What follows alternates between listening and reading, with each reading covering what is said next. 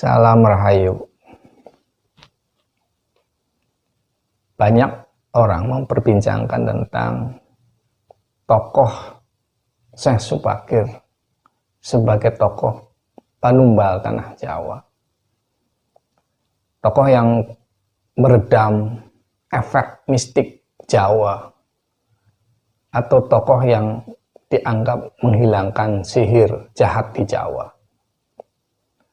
Nah, ini saya mendapatkan banyak ajuan pertanyaan, apa betul Syekh Subakir ini adalah tokoh yang menjadi pionir tegaknya peradaban di Jawa. Katakanlah seperti itu, karena memang cerita yang masuk ke kita itu adalah cerita yang menjelaskan tentang keadaan sosiokultur masyarakat Jawa yang dianggap dalam tanda kutip primitif, masih banyak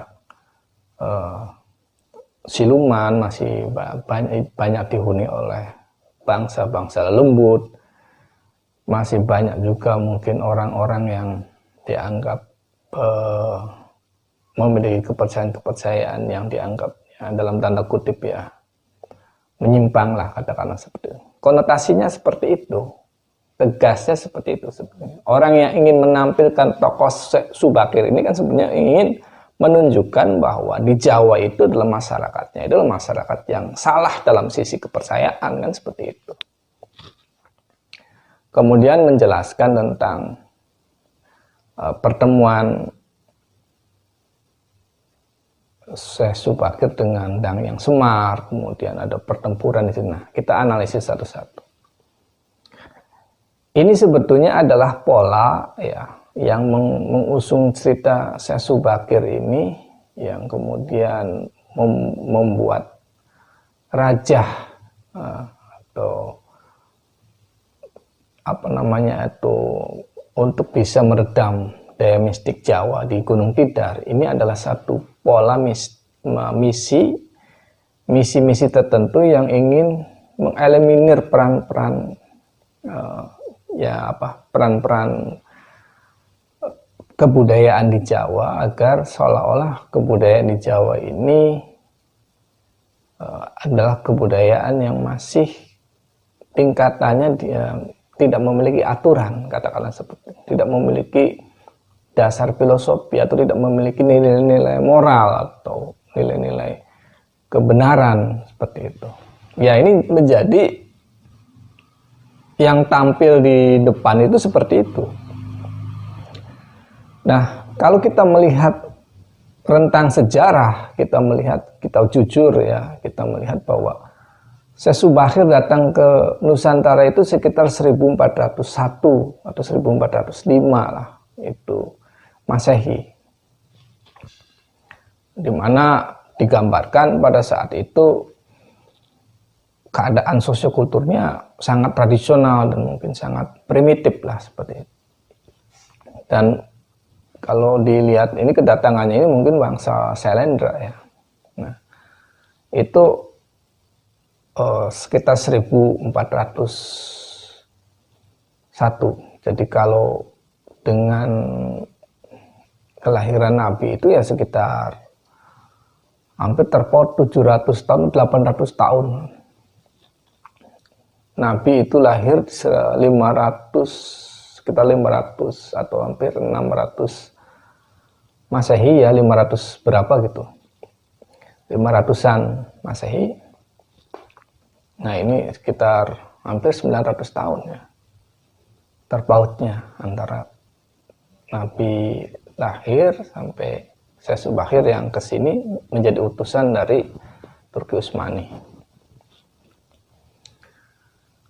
Sangat jauh terpautnya. Nah, kalau kita bedah sejarah yang ada di Nusantara, kita tidak perlu berbicara tentang raja pertama di tanah Jawa lah. Nggak usah sampai ke Salakanagara yang mungkin usianya itu mungkin sebelum Nabi lahir. Sebelum Nabi lahir itu kita sudah punya sistem kultur pemerintahan. Artinya bahwa di tanah Jawa itu sudah memiliki satu aturan dan satu adat kepercayaan, ada suatu pandangan filosofi, tatanan sosial yang sudah tertib. Sebetulnya kalau mau digambarkan lebih jauh. Nah, kalau kita munculkan ya, katakanlah tokoh, kita sengaja munculkan tokoh wanita, seorang ratu yang memimpin kerajaan di Nusantara, yaitu Ratu Sima. Ratu Sima ini memimpin di Nusantara itu sekitar 600 Masehi. Ya, 600-an Masehi. 600 berapa lah ya, 600 Masehi. Artinya antara Ratu Sima dengan Nabi Muhammad ini terpaut sekitar 100 tahun. Atau bisa dikatakan satu zaman. Nah, itu menunjukkan bahwa jauh ya sebelum Syekh Subakir masuk ke tanah Jawa atau Nusantara, struktur kita itu sudah sangat adiluhung. Bahwa dijelaskan dalam sebuah prasasti di tanah Jawa bahwa Ratu Sima inilah ratu yang sangat adil. Seorang pemimpin wanita yang mampu meletakkan dasar-dasar sosial keadilan di Nusantara atau khususnya di tanah Jawa. Kalau kita bandingkan dengan Syekh Subakir itu jauh sekali itu jaraknya. Sebelum Syekh Subakir itu kita sudah punya peradaban yang sangat tinggi. Nah, tapi entah kenapa kemudian cerita tentang kedatangan Subakir ini mengeliminasi pandangan filosofi objektif sosiokultur yang ada di tanah Jawa. Ini kan jelas-jelas misi penghancuran peradaban di Jawa sebetulnya. Misi peradaban. Bagi orang yang mengarang cerita itulah, saya tidak menyebut Syekh Subakirnya, bagi orang yang mengarang cerita itu. Oleh karena itu naskah-naskah tentang Syekh Subakir ya, yang di pertentangan bertempur dengan Dang yang Semar itu sungguh model untuk sengaja untuk memformat,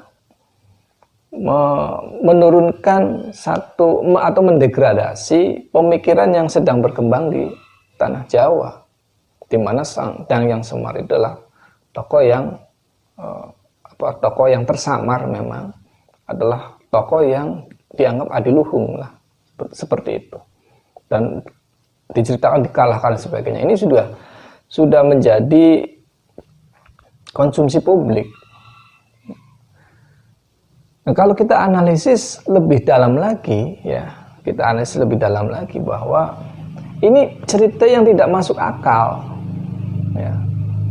Kalau kita lepaskanlah teks, cerita yang tidak masuk akal karena bagaimana mungkin ini terjadi pertempuran seorang tokoh Dang yang Semar dengan Syekh Subakir yang kemudian seolah-olah dimenangkan oleh Syekh Subakir. Persoalannya apa? Atau tiba-tiba muncul kemudian persoalan, kalau kemudian ini adalah persoalan agama, ini tidak masuk akal lagi. Karena sebetulnya tidak ada pertempuran, perkelahian di Nusantara ini ya. Di Nusantara tidak pernah terjadi sebelumnya. Mungkin sekarang baru muncul tuh. Kelompok-kelompok ekstrim yang ingin berusaha mengacaukan situasi dengan menggunakan bemper agama. Ini baru sekarang sebetulnya. Sebelumnya tidak pernah terjadi. Bahwa kemudian ada satu kerajaan katanya di Jawa itu yang sebelumnya dinastinya Hindu menjadi dinastinya yang mengalahkan dinastinya Buddha. Itu bukan perang agama.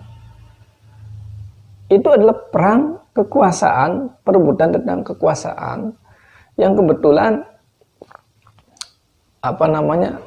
masyarakatnya memang berbeda saja, tapi bukan kemudian si pemeluk agama itu membenci agama A ini membenci agama B ya. Tidak terjadi seperti itu.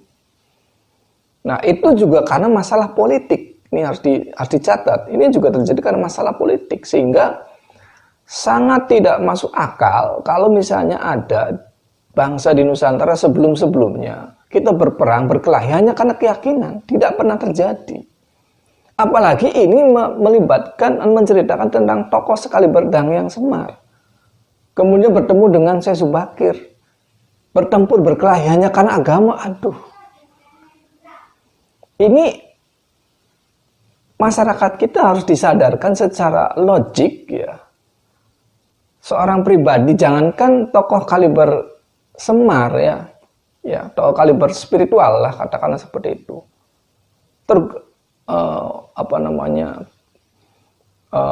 Berkelahi, dipaksa untuk diceritakan seperti berkelahi hanya karena persoalan keyakinan. Orang masyarakat biasa saja enggak ngurusin tentang persoalan keyakinan itu.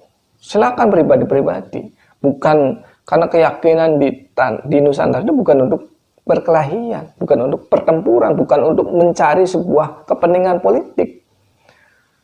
Nah, ini adalah cerita yang tidak masuk akal di sini. Jadi kalau analisis teks, analisis kontennya sudah bisa dianalisis, ini ada apa di sini? Gerakan-gerakan yang sengaja untuk memompakan perbedaan dari sisi keyakinan. Ini baru muncul kan sekarang-sekarang. Ya. Pergerakan politiknya itu dibawa ke ranah agama. Ya, bibit-bibit itu muncul dan sekarang mulai tumbuh berkembang. Ya, dari letupan sana, letupan sini, ini juga perlu diwaspadai. Inilah bibit-bibit yang harus diredam oleh kita semua. Karena leluhur kita tidak mengajarkan seperti itu. Tidak mengajarkan tentang pertarungan karena masalah agama. Nah, tapi dari luar memang mengajarkan seperti itu. Itu persoalan faktanya itu memang ada mengajarkan seperti itu. Dan terjadi. Saya tidak menuduh agamanya, tapi orangnya yang memang masuk dan kemudian menggunakan format berpikir yang dibawa dari negeri seberang. Nah, ini yang harus diwaspadai oleh kita semua. Nah, kembali ya bahwa cerita tentang Syekh Subakir, tentang ketokohannya, kemudian bertemu dengan Sabda Palun juga, yang kemudian ini juga memberikan satu isyarat 4 poin, katakanlah seperti itu. Ya, salah satunya adalah itu tidak boleh menyebar agama itu dengan paksaan, tidak boleh menghilangkan budaya. Itu kan sebenarnya sarkasme ya, dalam konteks bahasa itu adalah penyindiran tentang satu gerakan sosial yang mengatas nama agama, tapi kemudian bertuburkan dengan banyak nilai yang berkembang. Jadi sebetulnya itu intinya sih seperti itu. Tapi cerita yang benarnya, yang apakah ceritanya objektif seperti itu? Ya tidak. Jadi saya melihat bahwa apa yang di Gunung Tidar dan sebagainya itu adalah sebuah kebohongan. Sebuah kebohongan yang diciptakan dengan upaya sakralisme ya, untuk menurunkan sistem untuk mendegradasi sistem kepercayaan yang sudah berkembang di tanah Jawa. Jadi itu kesimpulannya seperti itu. Nah, kemudian bahwa pesan-pesan tentang 4 poin yang dijelaskan Sabda Palun terhadap Syekh Subakir sebetulnya itu hanya sebuah pesan moral, tetapi ada satu perspektif ya yang dijelaskan oleh leluhur saya, menjelaskan tentang penataan atau sejarah tentang mengapa agama-agama yang ada ya di dunia itu masuk ke Indonesia dan diterima. Jadi kalau kita berbicara peradaban, maka setiap peradaban itu terjadi degradasi. Ya. Jangankan peradaban kita, peradaban dinasti keislaman saja itu hancur lebur itu kan karena terjadi degradasi moral. Bermewah-mewahan, wanita dan sebagainya itu. Kemudian sisi ashabiyah itu yang menghancurkan peradabannya sendiri. Ya tokoh-tokohnya lah, elit-elitnya. Sehingga dinasti-dinasti itu hancur. Dinasti-dinasti itu hancur. Itu semua itu memang dalam pentas politik itu hal yang alamiah juga ya, ketika orang itu memiliki kekayaan ya, tanpa mengasah spiritualitasnya ya itu akan terjebak pada dimensi-dimensi jasadiah atau hawa nafsu yang berkembang. Dan itu sebenarnya bukan menyoroti tentang agama ya, tentang sosiokultur. Demikian juga di Nusantara. Nah, sebetulnya leluhur kita ini, kalau kita berbicara tentang perjanjian leluhur yang kemudian akan memformat perjanjian leluhur dengan tokoh-tokoh leluhur agama-agama yang masuk ke Indonesia itu, atau masuk ke Nusantara itu. Di antaranya Hindu, Buddha, agama Islam, Kristen ya, Kristen Islam ya. Itu sebetulnya ada perjanjiannya. Jadi perjanjian itu bukan antara Subakir dengan Sabda Palon atau person to person, bukan. Ini adalah perjanjian yang mengikat dengan sumpah yang menjadi perwakilan Nusantara, leluhur Nusantara. Jadi perjanjiannya yang saya dengar ya dari leluhur saya ini begini. Sebelum adanya agama-agama masuk itu, ya leluhur kita itu sudah tahu akan kedatangan penyebaran agama di Nusantara. Nah, apakah kemudian leluhur kita bersikap menolak? Ya, tentunya tidak. Karena sebetulnya ajaran agama itu kan niatnya baik ya. Tujuannya kan baik, membenahi perilaku, membenahi kehidupan supaya orang itu tidak melakukan perbuatan kerusakan. Kan seperti itu. Sehingga leluhur kita yang memiliki tendensi pada kebaikan ya tentunya itu diterima ya, diterima.